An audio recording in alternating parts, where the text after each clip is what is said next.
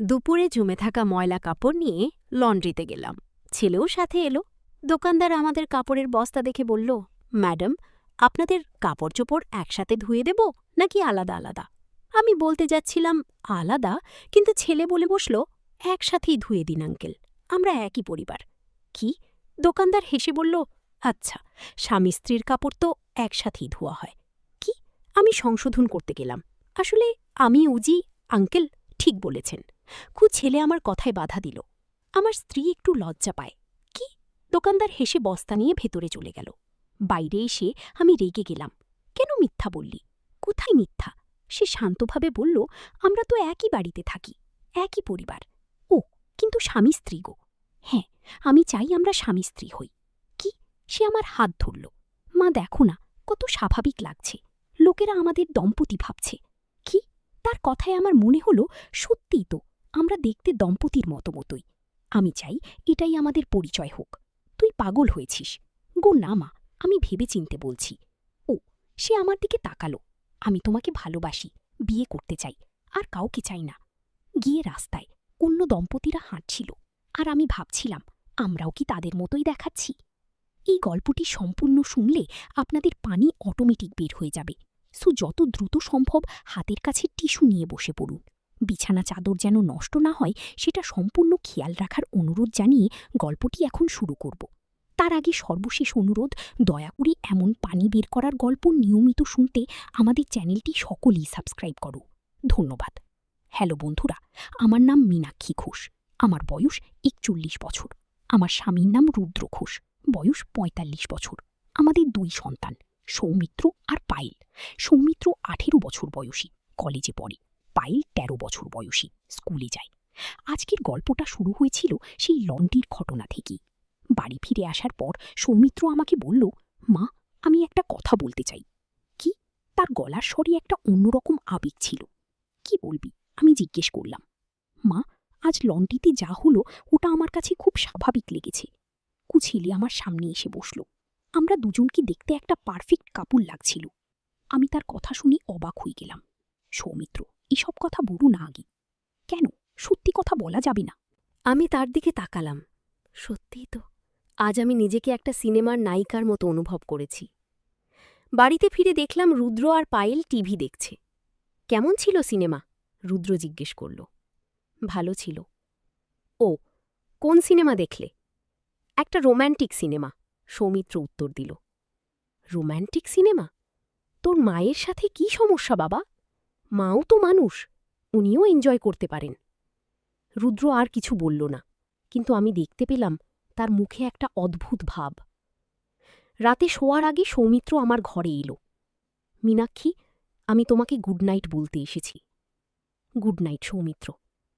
ও এসে আমার কাছে এসে আমার কপালে একটা চুমু দিল। আমি চমকে উঠলাম। এটা কি করলে? Good night kiss? স্বামী স্ত্রীরা এভাবেই গুড নাইট বলে। কিন্তু তবু আমরা তো এক্সপেরিমেন্ট করছি, তাই না? আমি কিছু বলতে পারলাম না। তার ঠোঁটের স্পর্শটা আমার কপালে এখনও অনুভব করতে পারছি। এই কি প্রেম? নাকি আমি শুধু মনোযোগ পাওয়ার জন্য আকুল হয়ে আছি?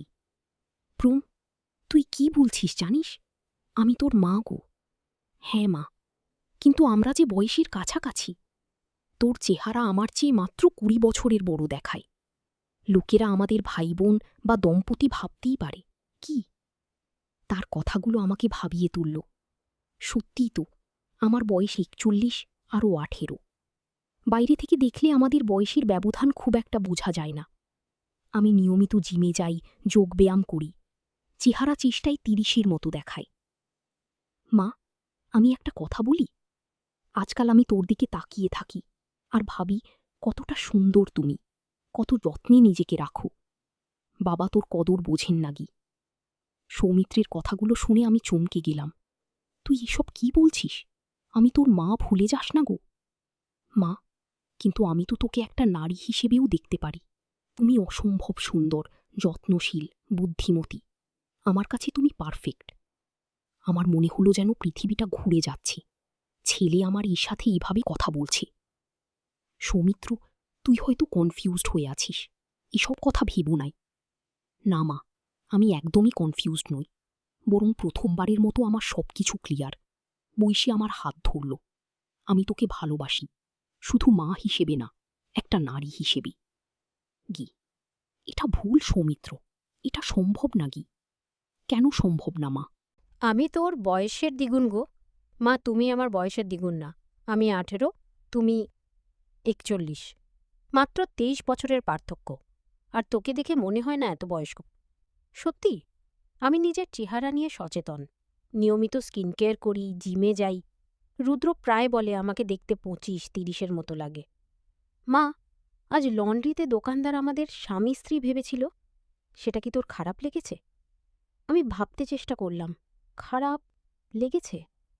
না, বরং একটু ভালোই লেগেছিল। কেউ আমাকে আবার যুবতী ভাবল। এটা কোনো কথা হলো? মা, তুমি উত্তর দাওনি। খারাপ লেগেছে নাকি? আমি আমি জানি না গো। দেখো, খারাপ লাগেনি, কারণ এটা স্বাভাবিক লেগেছে কি। ঠিক এই মুহূর্তে পায়েল স্কুল থেকে ফিরে এলো। মা, আমি এসে গেছি গো। হ্যাঁ খোকা, হাত মুখ ধুয়ে নিচ্ছি। পায়েল উপরে চলে গেল। সৌমিত্র আবার আমার কাছে এলো। মা, আমি একটা প্রস্তাব দিই। আমরা একটা ট্রায়াল দিই। 1 মাসের জন্য আমরা একে অপরকে বন্ধু হিসেবে ভাবি।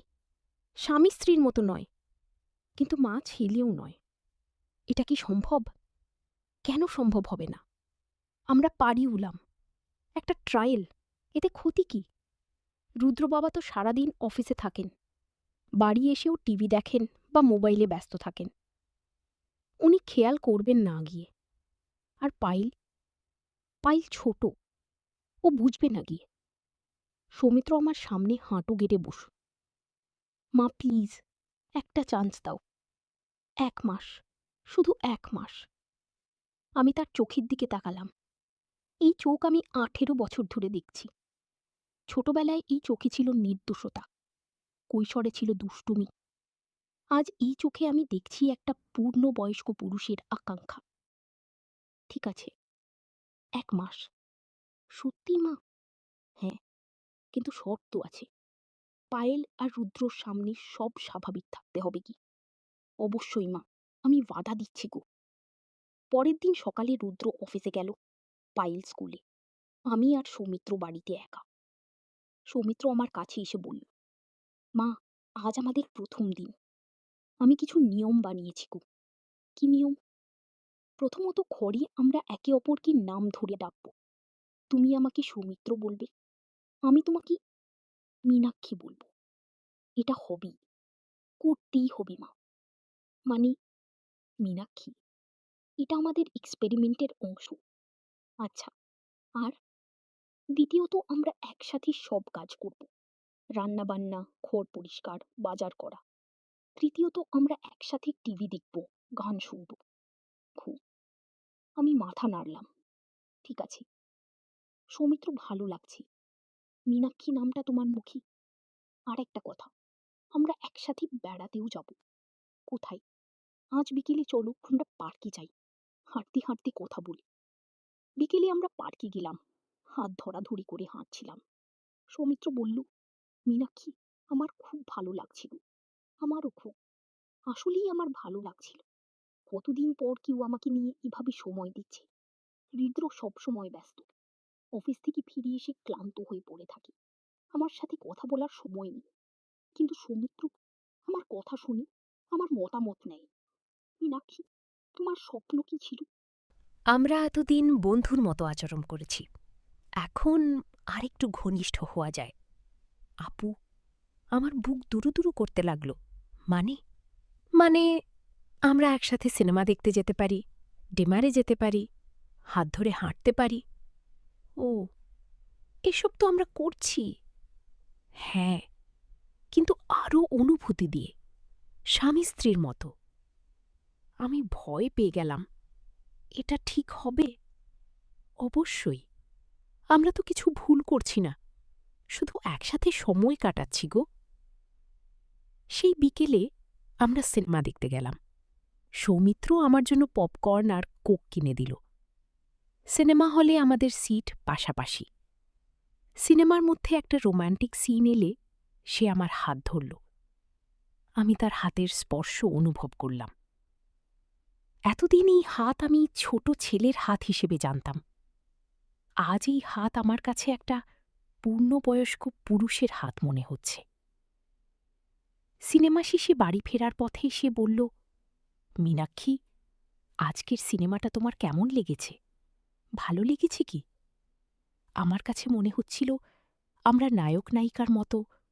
ওহ, সৌমিক